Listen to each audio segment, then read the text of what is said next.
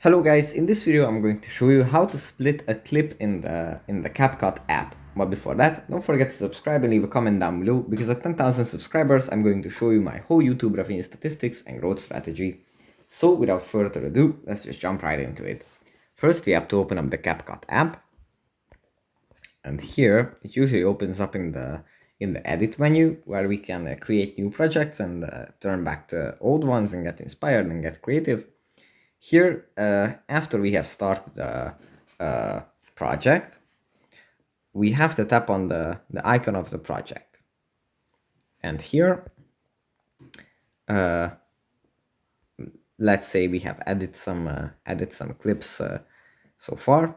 We have to tap on the clip, and then in the bottom left side we find split.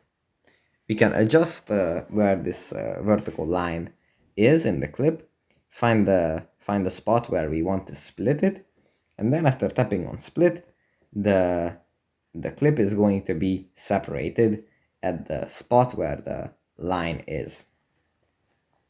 So that's pretty much it for this video. Hope it was helpful for you guys, and I'll see you in the next one.